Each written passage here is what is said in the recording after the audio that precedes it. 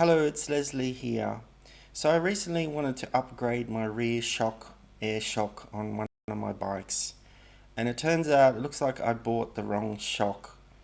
I actually bought the Rockshox Monarch RT base model shock. And I knew I didn't want the R version because that doesn't have the lockout. So I bought the RT.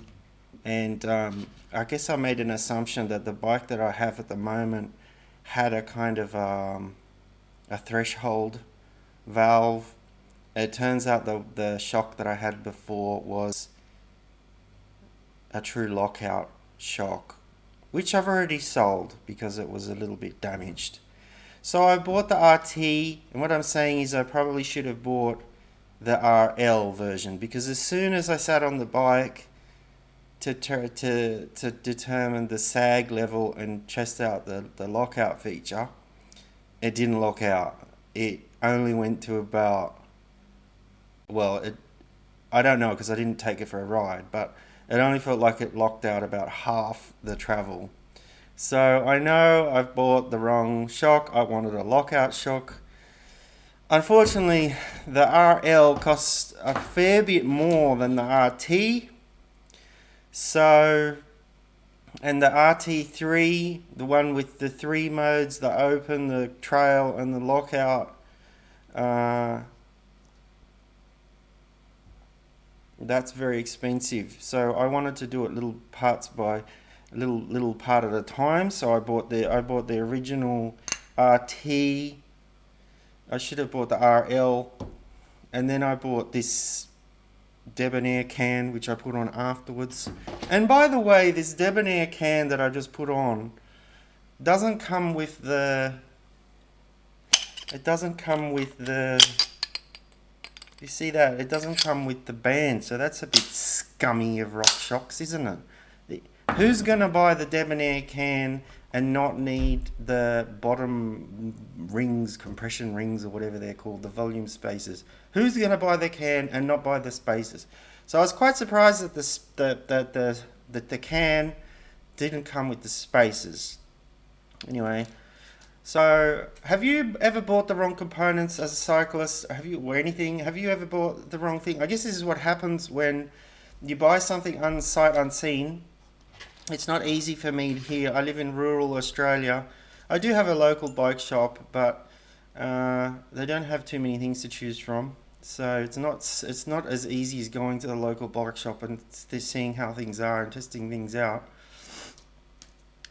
So yeah, made a big assumption about what trail lockout thing was. It's not a lockout at all, as far as I'm concerned anyway. Some pedaling platform thing. So have you ever bought the wrong thing? I haven't actually bought the wrong thing that many times. I have bought the wrong sizes once or twice in the past. Before the days of the internet, I bought a headset in the wrong size. I bought a 1-inch headset because I thought I had a 1-inch fork, and it turns out I had 1 1/8. So I bought that wrong once. But it's easy to do, isn't it? At least I got the size right on this shock, but I bought the wrong model.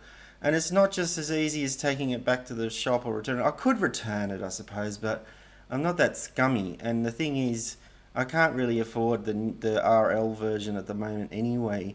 So, you know, it's overseas as well. By the time I return it with the return postage, $25 return postage, it won't be worth it. I'll be better off just riding it as it is, and then when I have a bit more money, get the shock that I want.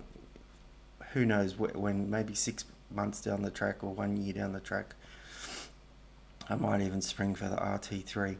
But this is the other thing I wanted to share with you as well. A lot of people in second world countries think that us first worlders are rich and we can afford everything we want. That's not really true. It's not got to do with this war so much as that some people just don't have free cash. So I'm underemployed at the moment, and it's I don't have $500 in my account to buy even the base model RL Shock.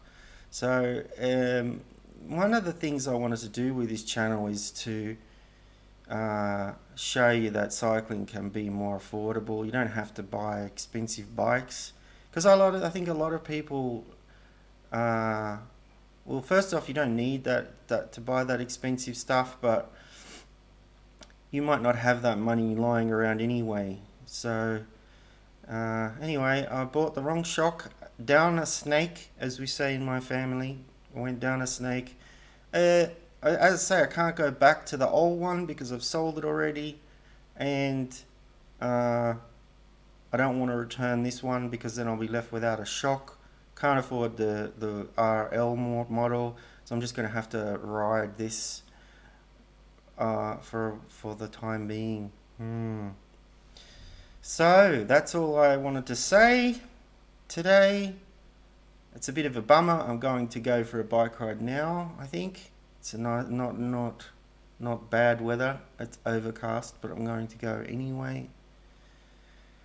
And it seems to be that getting all my bikes working again is harder than I thought, because it's always something like this time. It's I bought this Debonair can, which arrived today, and it doesn't have any volume spaces in it, which is no good to me because I know that I'm not going to be sitting at the high volume end. I'm going to be sitting at the one where I put most of the spaces back on again, because I'm quite fat now.